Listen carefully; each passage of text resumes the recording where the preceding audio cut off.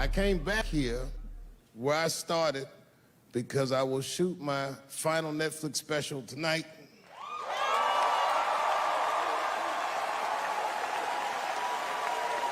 That's right.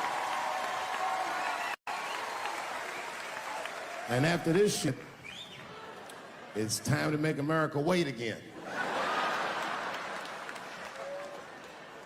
I've done too well. You know, if you black in show business and do too well, it's scary, nigga. Like, you gotta get the fuck out of the casino while the getting's good, while you're still winning. If you don't walk away from the table, well, that's how niggas get Kevin Harted. You already know. That's my man. I'm just saying, if he got a sex tape out, well, it's just a matter of time for me.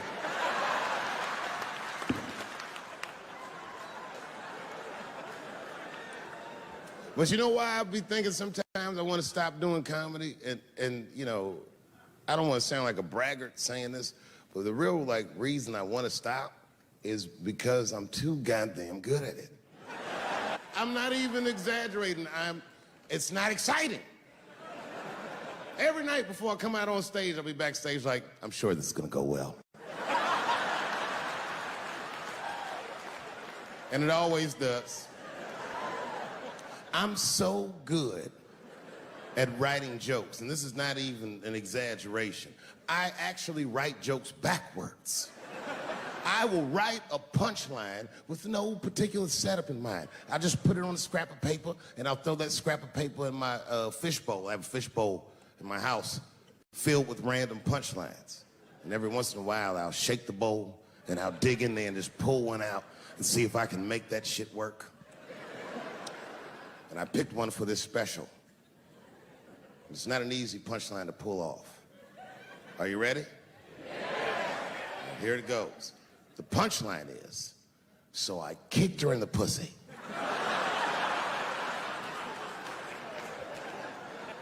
I haven't finished the joke yet.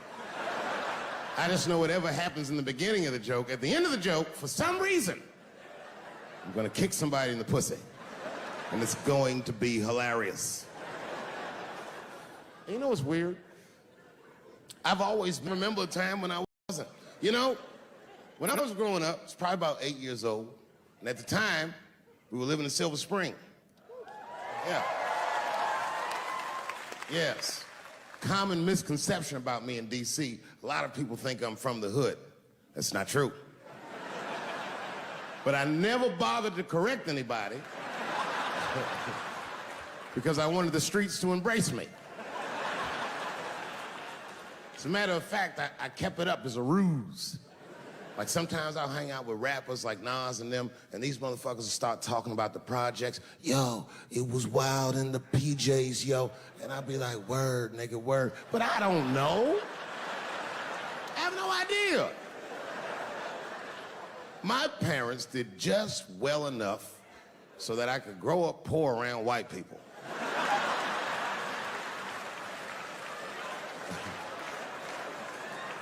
And to be honest, when Nas and them talk about the projects, nigga, I used to get jealous because it sounded fun. Everybody in the projects was poor, and that's fair. But if you were poor in Silver Spring, nigga, it felt like it was only happening to you. I know the pain of that first sleepover at a white friend's house. And you come back home on Sunday and just look at your parents like, y'all need to step your game up. Everything in Timmy's house works. Remember the first time you saw that? In a cold winter, and to be at a white friend's house and see the motherfuckers in their living room without their coats on?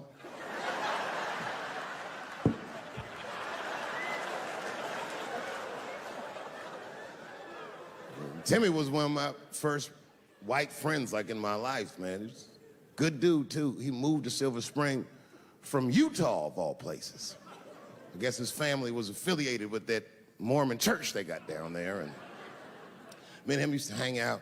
And one day I was at his house, we were just hanging out, and Timmy says, Dave, why don't you stay for dinner tonight? I said, oh man, I'd love to, but I can't. If I'm not home before dark, my mother will kill me. That was a lie. My mother had several jobs. I hadn't seen her in like 3 or 4 days.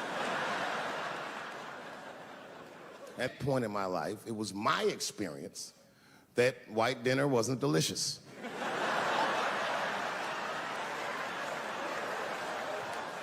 I'd rather go home and fry some bologna or some shit like that.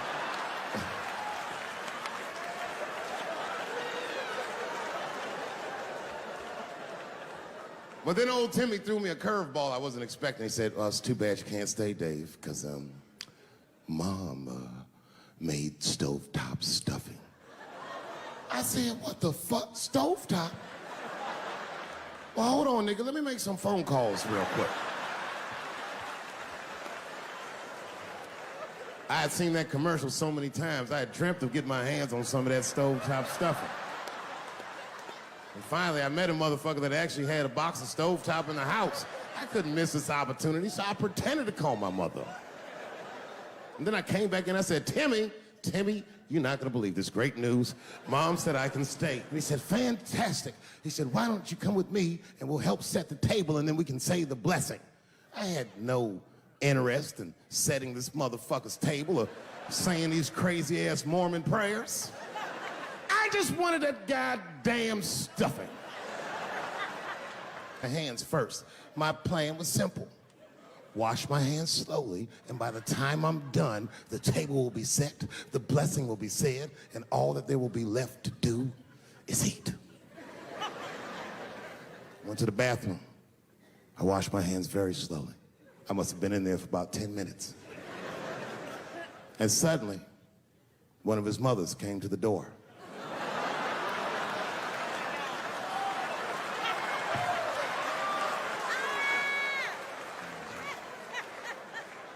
She was like, hi, David, right? I said, yes, ma'am. She said, Timmy tells me that you're planning on staying for dinner. I said, I hope that's not a problem, ma'am. She says, no, it's no problem. In fact, we'd love to have you. It's just that we weren't expecting company. And I'm afraid there's not enough stovetop stuffing for everybody. So I kicked her in the pussy. Bam! Ladies and gentlemen, I told you I'm dope, nigga. I told you what I was gonna say and you still didn't see it coming. And that's why I make the big bucks.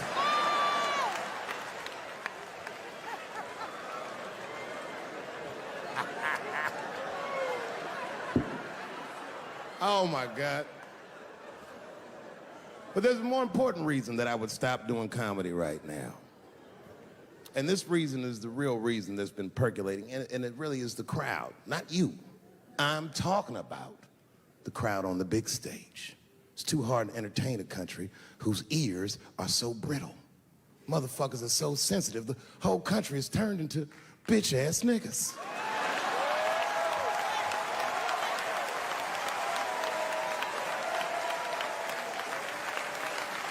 Everything you say upsets somebody.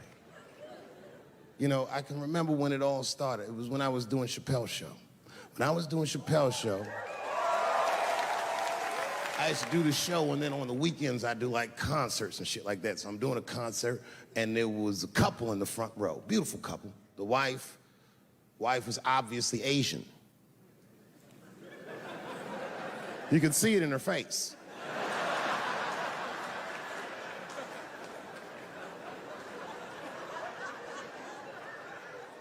The husband, this motherfucker was mysterious, to say the least. Couldn't quite pinpoint where he was from. Caramel-colored fella, very nice hair, but he could have been from anywhere. Bangladesh, Mexico. I can't guess with a nigga like this. All I knew for sure about this guy is that his wife was a bitch.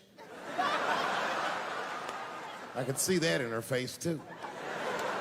No, he was laughing and having a good time, and she was scowling at me at a goddamn comedy show. I couldn't figure it out. And then I realized at some point that she was pregnant. And I was smoking on stage. I said, oh my God, that's probably why she's mad. So I started to put my cigarette out, but then she hit me with one of them fake non-smoker calls. So I just kept smoking. I thought to myself, bitch, that babe will be fine, relax. And I tried to break the tension. I just asked her, that's all I said. I go, hey, where are you guys from anyway? And I could tell that she was on to me. She goes, very condescendingly, she says, I'm from California. If you're asking my ethnicity, I am Chinese. He was like, I'm Mexican, bro. I said, well, I'm sorry if I offended you by asking, but you're a very beautiful couple. And miss, there's no question that you're gonna give birth to the hardest working baby this world has ever seen.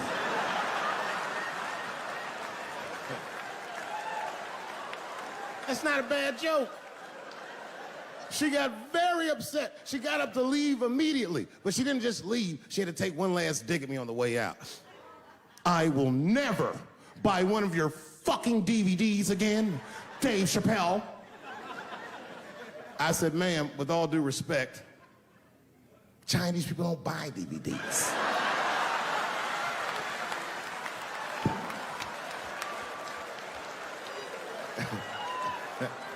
And the crowd went crazy. We were all laughing, having a good time. I didn't even think anything of it.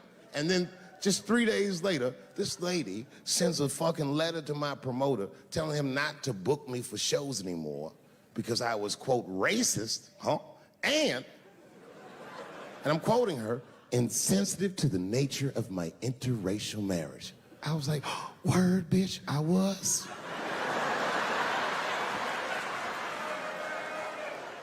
If she would know that I myself am in an interracial marriage.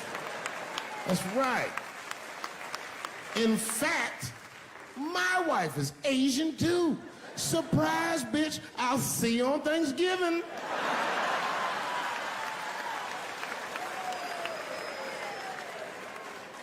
But my wife's not Chinese.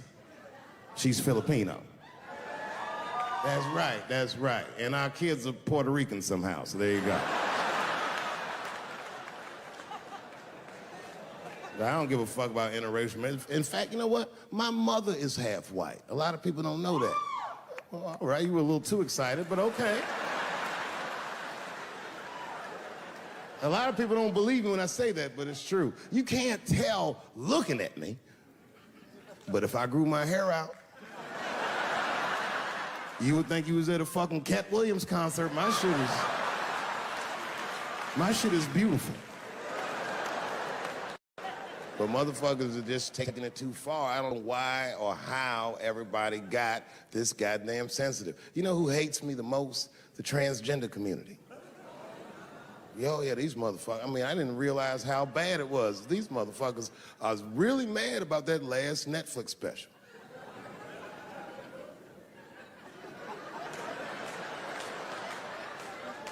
It's tough, man. I don't know what to do about it, cause I like them. I always have. Never had a problem with them. You know, just fucking around. As a matter of fact, I think I make fun of everybody, and I mean, as a group of people, they have to admit, it's kind of fucking hilarious, man. I'm sorry, bro. It's like, I've never seen somebody in such a hilarious predicament not have a sense of humor about it. They're born feeling like there's something other than they're born as, and that's kind of funny, you know? I mean, it's funny if it's not happening to you. It's like that white black bitch that's in the news all the time. Rachel Dolezal. She's a white woman, but then she dressed up like a nigga and shot her way up to the very top of blackness. And I always wanted to meet her just so I could understand. I just wanted to like have dinner with her so I could just look in her eyes and call her a nigger to her face. The fuck is that bitch talking about? I identify black. That is trans talk, lady. Stop biting. Stop biting. There's a big difference between her and a trans. The difference between her and a trans is I believe transgenders. I don't understand them either, but I know they mean what they say. Them niggas cut their dicks off. That's all the proof I need. I've never seen somebody just throw their dick away. Don't need it.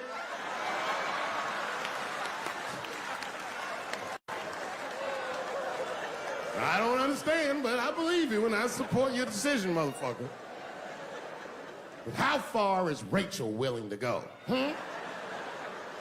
What is Rachel willing to do so that we blacks can believe that she believes she's actually one of us? Bitch, are you willing to put a lien on your house? Invest in a mixtape that probably won't work out?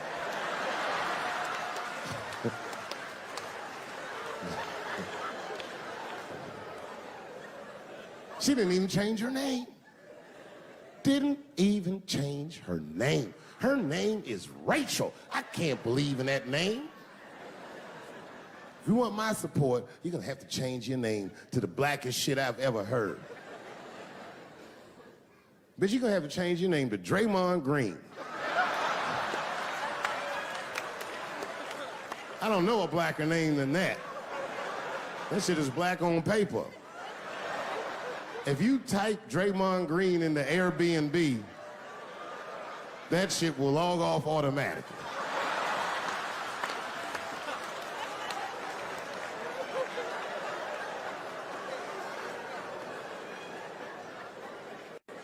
You know, people get mad, bro.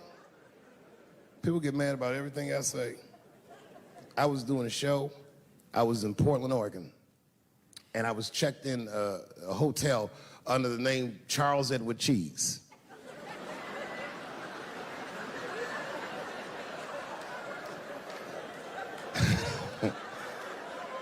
I came back, and there was a note. It was like a letter on my desk. It was addressed to Mr. Cheese.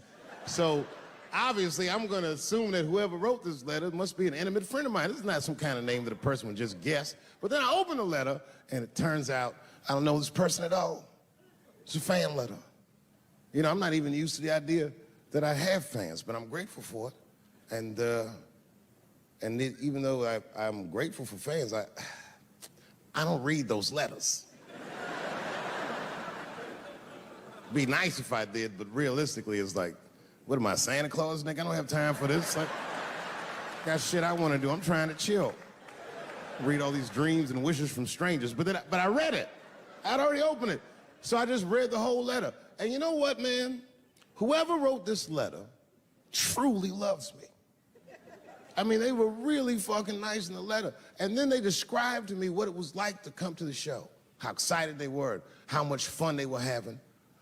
And then they said that when I got to my jokes about transgenders, that they were, quote, devastated. Because it turns out that whoever wrote the letter was transgender. Now, I'm going to be real for a second. You got to understand, I never feel bad about anything I say up here.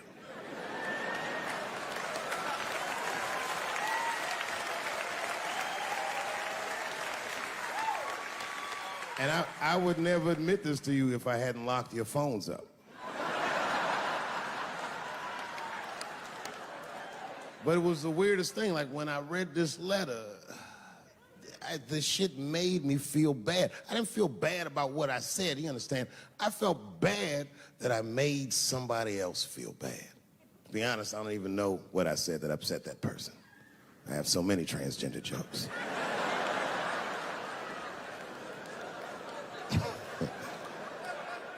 But I feel like it was probably this joke I'm about to tell you right now. And it's not even that bad of a joke. It's a true joke. I mean, it's not true, but I had read in the paper that Caitlyn Jenner was contemplating posing nude in an upcoming issue of Sports Illustrated. And I know it's not politically correct to say these things, so I just figured, fuck it, I'll say it for everybody else. Yuck. Oh, sometimes I just want to read some stats. I don't know why you're gonna cram some man pussy in the middle of the sports page like this. I just didn't think that was the place for it. But I wasn't saying anything like Caitlyn Jenner's a bad person. I'm not mad at her for doing it. Not even mad at Sports Illustrated. If I'm mad at somebody, I'm probably just mad at myself. You understand? Because deep down, I know that I am not strong enough to not look at those pictures.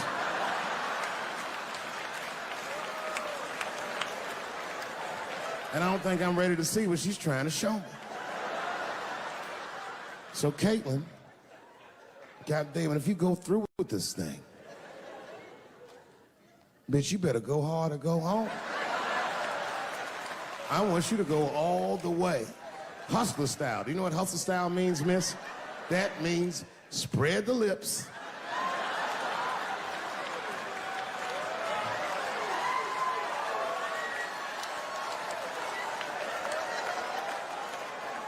I hope she spreads her lips and there's an itty bitty dick inside. Ah! The show is behind the curtains.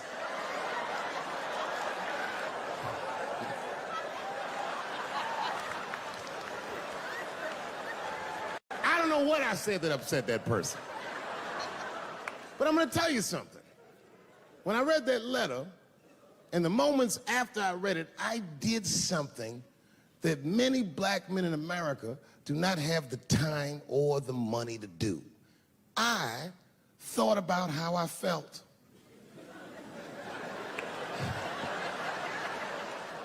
I asked myself a very basic question that I don't think I ever directly contemplated. I said, man, Dave, if you're writing all these jokes, do you have a problem with transgender people? And the answer is absolutely not. The fuck do you guys think I am? I don't understand all the choices that people make. But I do understand that life is hard and that those types of choices do not disqualify you from a life with dignity and happiness and safety in it.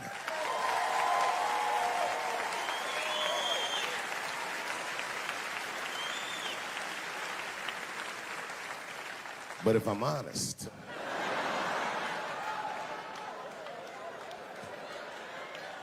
my problem has never been with transgender people. My problem is transgender people. I just feel like these things should not be discussed in front of the blacks. It's fucking insulting, all this talk about how these people feel inside. Since when has America given a fuck how any of us feel inside?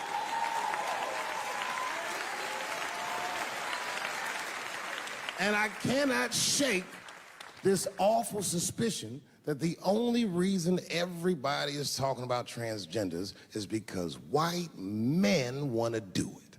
That's right. I just said that. If it was just women that felt that way, or black dudes and Mexican dudes being like, hey, y'all, we feel like girls inside, they'd be like, shut up, nigger. No one asked you how you felt. Come on, everybody, we have strawberries to pick. It reeks of white privilege. You never asked yourself why it was easier for Bruce Jenner to change his gender than it was for Cassius Clay to change his fucking name?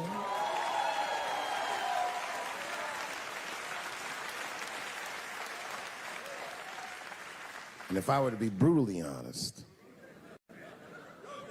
the only reason I ever been mad at the transgender community is because I was at these niggas for 6 songs straight.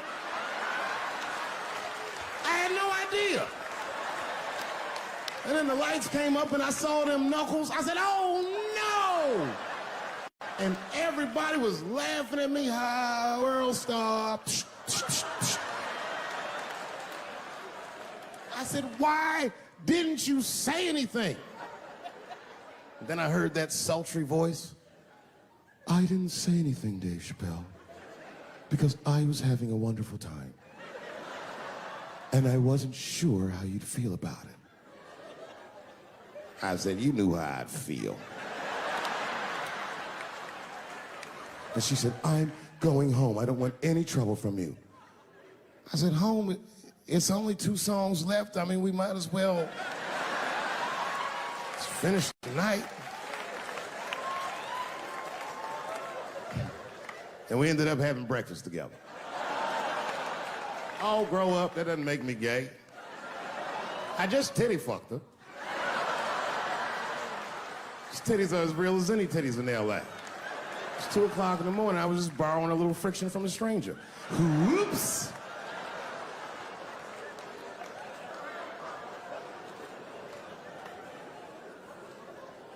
It's the madness of youth.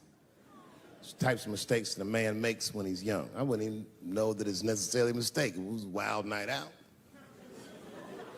But I don't do it like that anymore. I'm old. I'm 44 now. Hey. It's the first time in my life I've ever, started to physically feel my age. It's tough, man.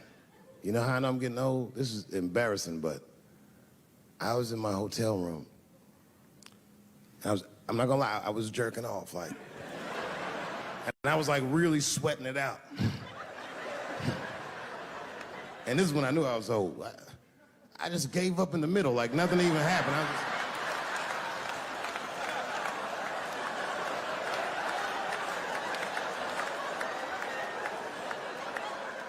I don't like looking at my dick anymore. My dick looks distinguished. It's old, an old-looking dick. It's got salt and pepper hair all around it. My dick looks like Morgan Freeman in the 90s. Without the dots. My dick narrates. Dave pulled me out and started jerking me around and jerking me around. But not with the same vigor as when he was young.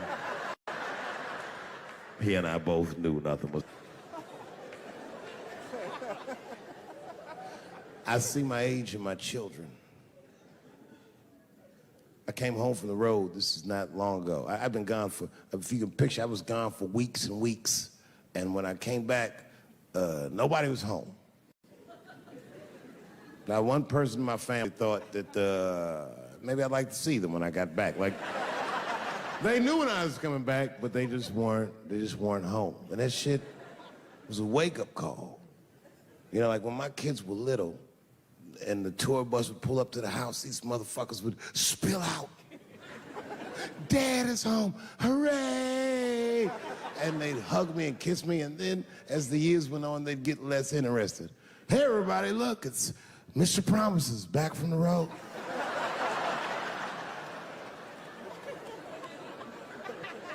But an empty house, that's some cold shit. And I went into my oldest son's room. I was like, hello, hello. He was gone. And I'd never done this to him before, but for some reason I just did it. I just looked through his shit. Just to see who this motherfucker was becoming. And I found these notebooks and I started going through them. Written as his handwriting. I didn't even know this nigga wrote poems. And then I looked through his drawers and I opened up his middle drawer. And I found this rolling paper. And I looked down at them papers like, oh, that's where that poetry's coming from.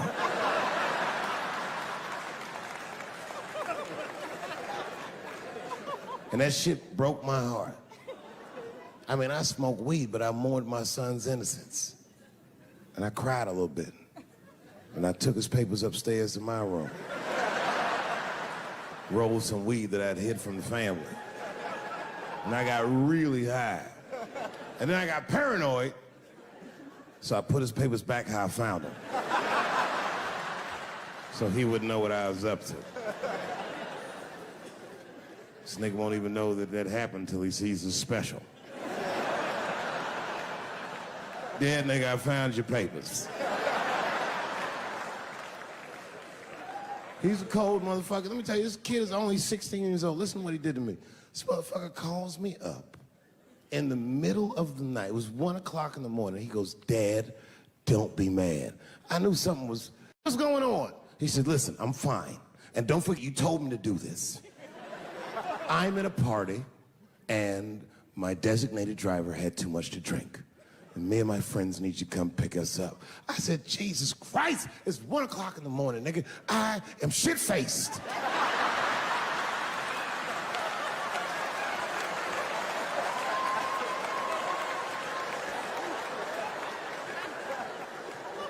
But I figured, fuck it, it's better me than some kid.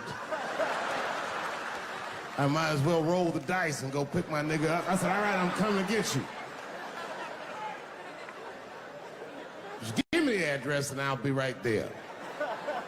And then he gave me the address and I was shocked. I said, son, you are not gonna believe this, but I'm at the same party, nigga.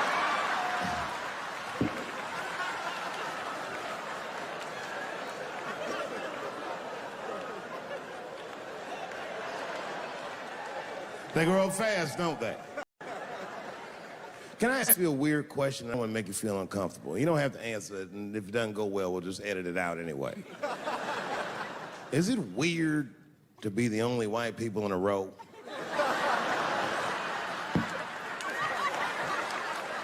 Is it weird? I mean, to be honest, does it feel strange? Are you worried at all? Give me your money, motherfucker. I'm just fucking around.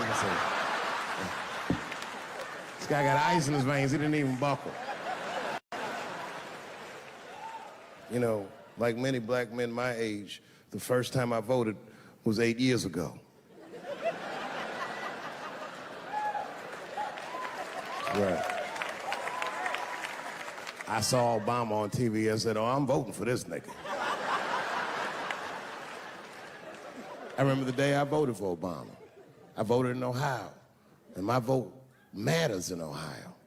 Ohio is a battleground state. But when I pulled up to the polls, all the soldiers were in line. There were so many black people in that goddamn line. I didn't even know it was a polls. I thought it was a check cashing place.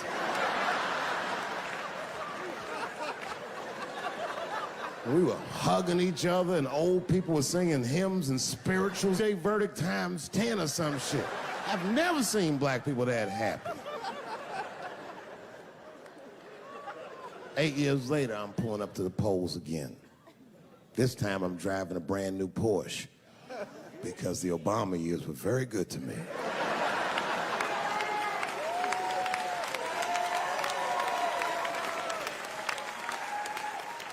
I was early voting, and when I parked my car, I figured out something that it would take the rest of the country another week to figure out. I understood that Donald Trump was going to be our next president because in Ohio, unlike D.C., you could see the results in the parking lot. Saw all these goddamn pickup trucks and tractors and shit.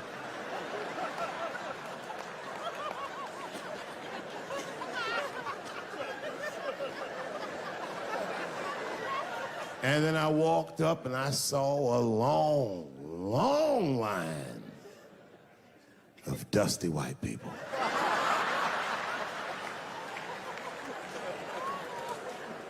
Yes, ladies and gentlemen, these were the poor whites.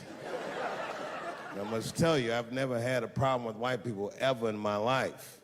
But full disclosure, we've gotten a lot of trouble out of them. And I'd never seen so many of them up close. I looked them right in their coal-smeared faces. And to my surprise, you know what I didn't see? I didn't see one deplorable face in that group. I saw some angry faces and some determined faces, but they felt like decent folk. No, they did. In fact, I'm not even lying, and I didn't sound fucked up, but I felt sorry for them. I know the game now. I know that rich white people call poor white people trash. And the only reason I know that is because I made so much money last year, the rich whites told me they say it at a cocktail party.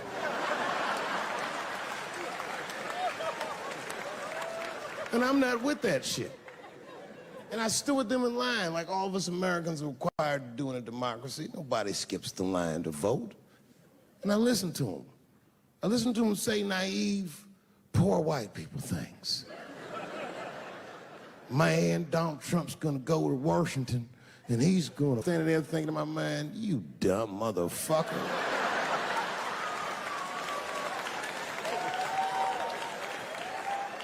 You are poor. He's fighting for me.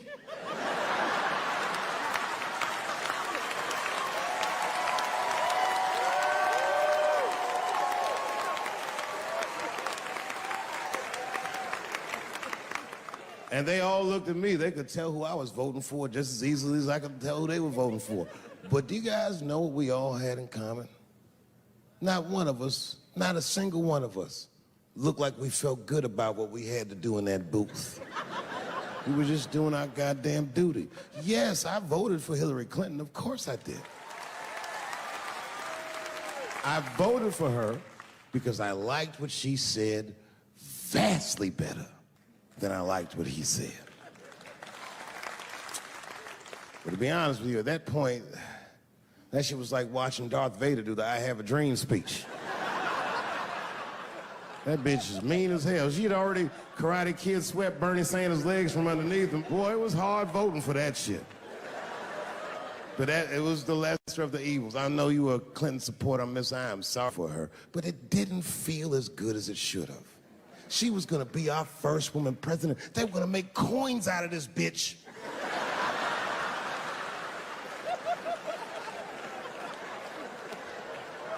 And somehow she just missed the dunk. Of course she should have beat him. Of course she should have beat him. You know what voting for her felt like? It was bittersweet. It felt like I was lucky enough to eat Halle Berry's pussy. And whilst I was doing so, she fucking farted in my face, man.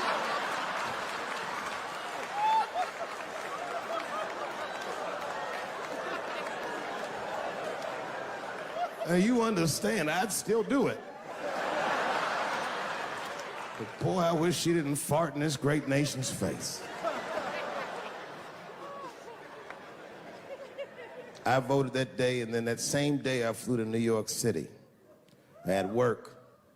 That night I was in a comedy club in New York, and I said to an audience almost exactly what I just said to you. And I didn't know that there was a journalist in the room. And this journalist wrote an article. The headline of the article said, Dave Chappelle is an avid. Yeah, I had no idea the paper said that. And you know how I found out? My wife called me from Ohio the next morning in a goddamn panic. David, what the fuck is going on in New York? I said, I'm being good, but what have you heard?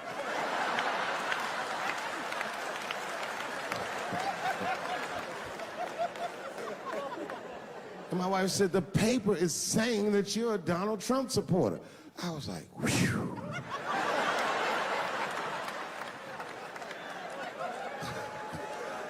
I said, don't worry about that shit, baby. Nobody in their right mind would believe that. And she said, no, David, people believe it. And then she started reading the comments to me. Oh, they were terrible. All these black people calling me all kinds of Uncle Toms and shit. I should tell you, buddy, this is a very serious allegation from one black to another. I was incensed. Uncle Tom? How am I Uncle Tom, nigga? You the one that reads The Observer? Anyway, all this shit goes down around, and now Trump is the president, and I'm hosting Saturday Night Live.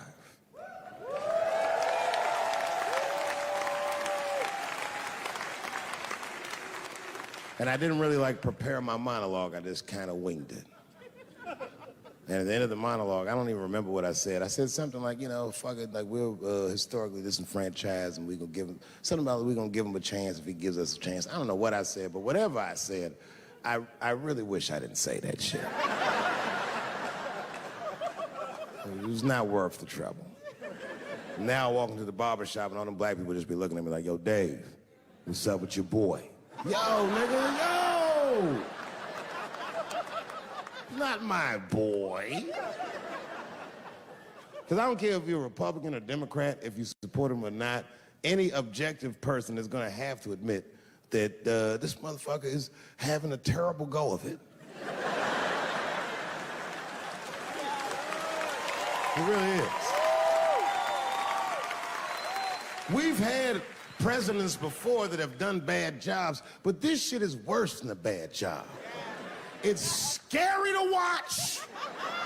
Holy shit, it's like seeing a crack pipe in your Uber driver's passenger seat. the fuck is wrong with this guy? Yo, he is lunching, nigga. I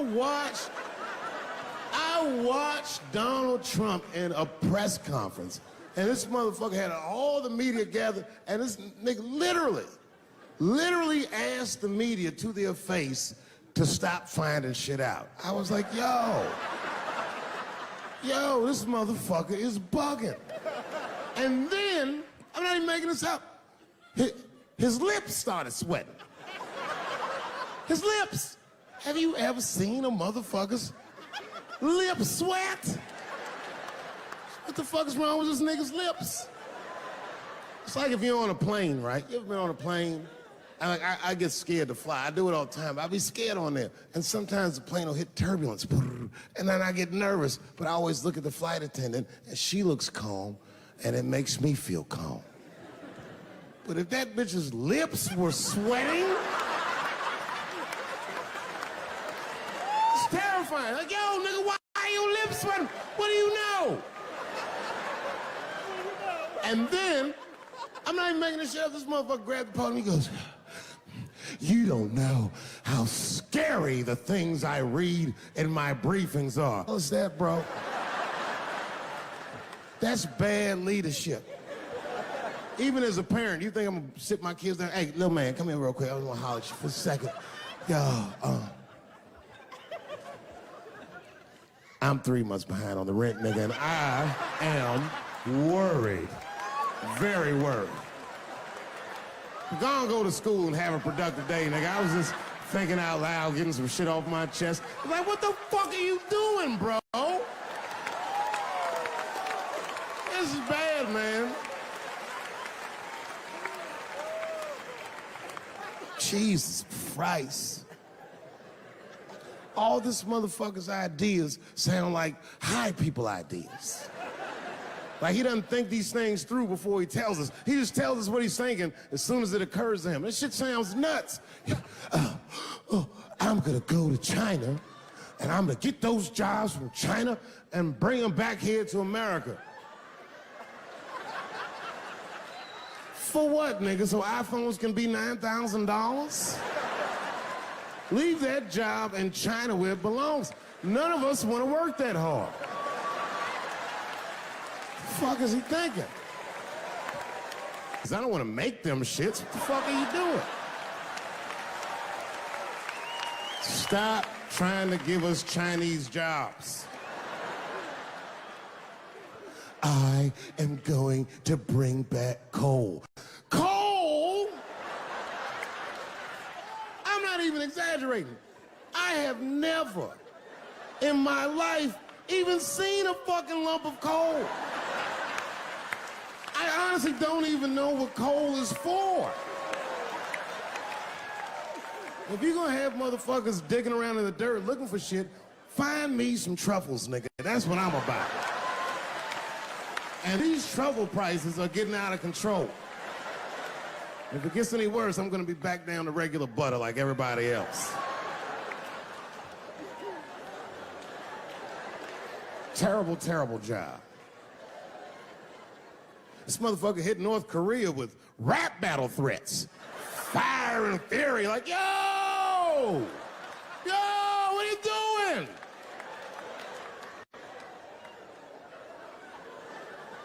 It's fucking Korea, man.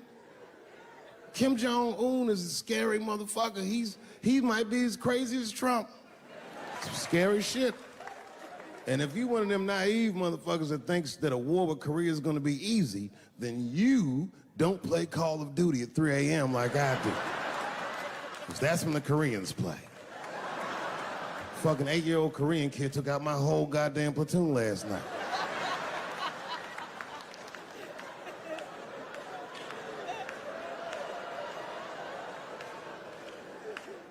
I've never seen somebody in the office so high with the most just basic fucking solutions. Like, you know, we should not let any more Muslims in the country till we can figure out what's going on. Did he just say, figure out what's going on?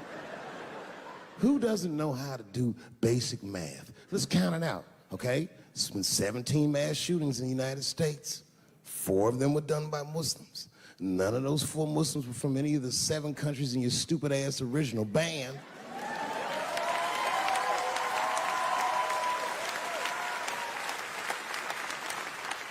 And since he brought it up, the other 13 shootings were done by the Tiki Torch whites. These are facts. You don't see me trying to ban white people from the show to keep it's a fucking terrible idea because it's mean and it's racist, and most importantly, it would be catastrophic to my bottom line. If there were no white people here tonight, I might leave this bitch with $1,800. This man needs to realize that we all need each other. And that's why we will never, ever be able to beat China. Because everybody in America is racist, and everybody in China is Chinese. This motherfucker called it all wrong. And don't believe the media either, because as all this shit is happening, the media is trying to make us believe that the extremities amongst us are the norms. We can disagree, that's fine. And most of us are keeping a cool head about this shit. You know what I mean? Americans generally respect one another's beliefs, even if they don't share those beliefs. I know I do. I respect everybody's beliefs except Amish people. Because they are the only ones that I can say clearly their God is wrong. The speed limit is 75 miles an hour in Ohio, and 1 lane of traffic is buggy. Nigga, your God is ridiculous. All the Amish people around my way know me too. Not from television, obviously. They know me from the streets. Because when I see them horse and buggies, I'll pull the Porsche over and talk to them.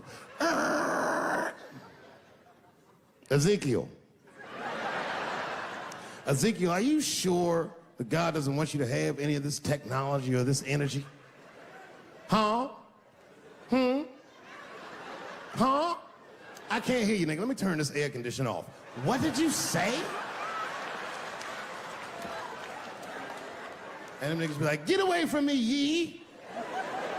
Ye tried to tempt me like the devil. Devil? Nah, bro, I'm trying to put you on to the game, Zeke. It's a big world out here, nigga. I just went 25 miles in 30 minutes. That's a day's journey for you. You don't even know what the weather's gonna be tomorrow, do you? I do. You don't even know that there's a valuable Pokemon right on you. Now drive away. Huh? Oh, my vape pen? You want to hit my vape pen? Oh, sorry, nigga. I'm trying not to get herpes. My bad. I've been playing cat and mouse with herpes for 30 years now, but every night I go to the club, I'll be like, not tonight, herpes. No disrespect, I'm not saying you have herpes, I'm just saying 1 out of 5 people do. So let's just all be careful around this motherfucker and make sure that we leave with the lips we came with.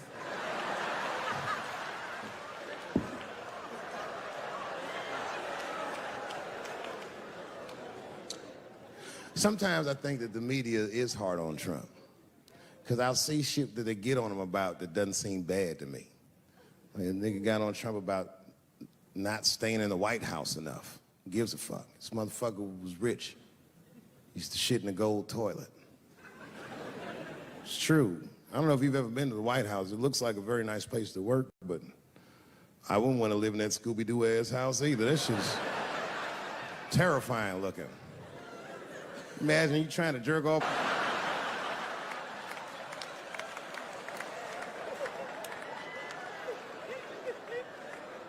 Shit, Bush didn't stay there either. He was rich too. He was like, fuck that, I'm going to my ranch in Texas. Obama was the first motherfucker to move into the White House like, this is a nice place. Look at this rug.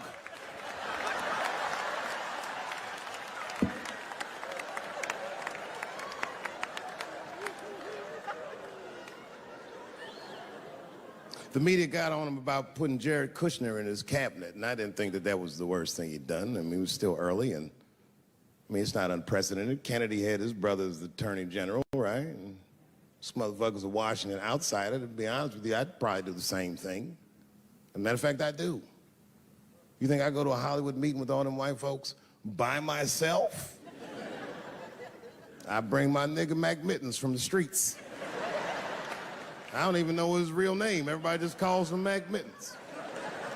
But I know he's not qualified to even listen to these meetings, but this motherfucker just makes me feel good. And all the white people look at me like, Dave, do you mind asking your friend Mac Mittens to excuse us so that we can talk business? And I say, fuck that. Anything you say. He listened to the whole meeting. And when they done talking, I just look over at Mac Mittens, and if he gives me the signal, meow, meow, I'll sign the papers. It's a gut check. Or how about this one? Remember when it was the day after the election and the president of Taiwan called Donald Trump to congratulate him? And Donald Trump, you know, of course, took the call and talked to the president of Taiwan. The problem with that was Taiwan doesn't have a president. The United States functions on what they call a one China policy, and Taiwan is a renegade province of said China.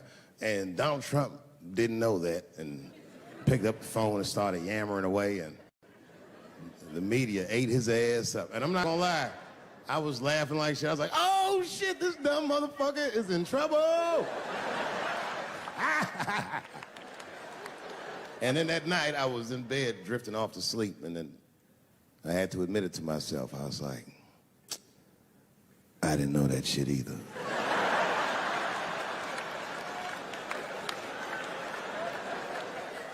And then I realized the media got the story wrong. The story wasn't that Donald Trump took the call. Nobody told Donald Trump not to take the call. That's terrifying. God damn, nigga, you don't have a Mac Mittens on your team? It wasn't like they were calling the White House. They were calling the switchboard at Trump Towers, and they were getting through. Anybody. Mr. President, there's a Ricky Ticky Tabby on the phone for you? Yes, put him through. Hello, Ricky Ticky. Good to talk to you. Mr. President, there's a John Jacob Jingleheimer Smith on the phone. Oh, his name is my name, too. Put him through. Hello, John Jacob. Let's talk business. How many people in this room are not originally from the United States? My round of applause. Where are you from, bro? You right there. Iraq. You're from Iraq? Ew. I was fucking around. How long have you been here in the country? Like 23 years. 23 years? Are you a citizen yet? You are? Congratulations, nigga. Congratulations. Well, welcome to this great land. You know, I'm gonna give you a history lesson, because I'm sure this wasn't on your entry exam. But every naturalized American has heard something about what I'm about to tell you. The picture is the early 50s in the United States. This 14-year-old boy goes down from Chicago to Mississippi to meet his extended family for the first time. He'd never been to Mississippi. And before he went, his mother said to him, very pointedly, she said, if a white man looks you in your eyes in Mississippi, look away. And I don't know what you know about black people from Chicago, but they're not a scared people. Legend has it, he was in front of a convenience store hanging. A white woman walked out of the store, and he thought she was pretty, and he said, bye, baby. Not realizing that he had just made a fatal mistake. 4 days later, a group of adult white men burst into this family's home and snatched a 14-year-old boy out of bed in front of his family that was powerless to stop them, and he was never seen alive again. His name was Emmett Till. They found his body maybe a few days later. It was in a creek, tied to a wheel so it would sink, horribly beaten and bloated. Hideous. And lucky for everybody in America, his mother was a fucking gangster. She was.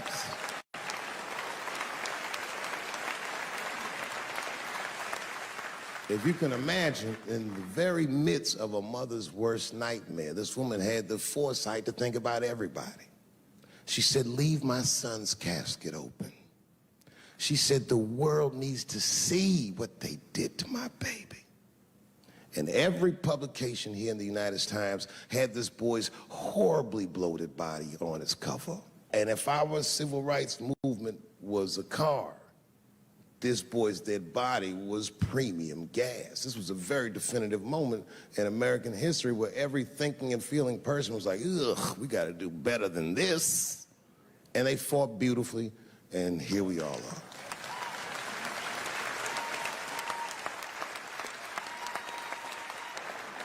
And the reason that I bring that up tonight and why it's relevant now is because less than a year ago, the woman that he allegedly whistled at admitted on her deathbed that she lied in her court testimony.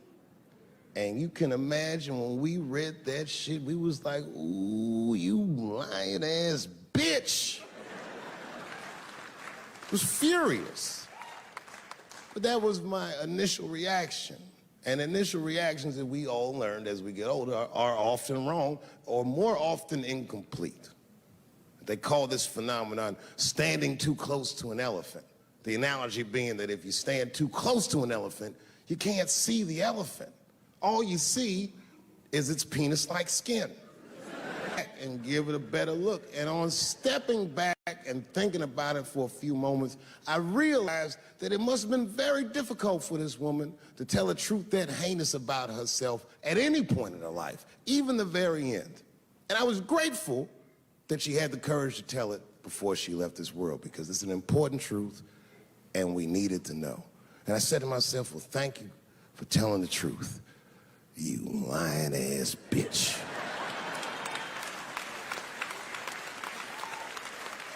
And then time goes on, and then after time, you can kind of see the whole elephant. And it's humbling, because you realize that this woman lied, and that lie caused the murder. But that murder set in motion a sequence of events that made my wonderful life possible, that made this very night possible. How could this be that this lie could make the world a better place? It's maddening. And that's how I feel about this president. I feel like this motherfucker might be the lie that saves us all. Because I have never felt more American than when, Jesus Christ, it's good. And when it happens, I can see everybody that's struggling. So if I'm on stage and I tell a joke that makes you want to beat up a transgender, then you're probably a piece of shit and don't come see me anymore. Or if you don't understand that when a football player takes a knee during the national anthem, he's actually standing up for me, then you might not want to fuck with me anymore. But I swear, no matter how bad it gets, you're my countrymen, and I know for a fact that I'm determined to work shit out with y'all. And if that woman that said that heinous lie was alive today, I would thank her for lying. And then I would kick her in the pussy.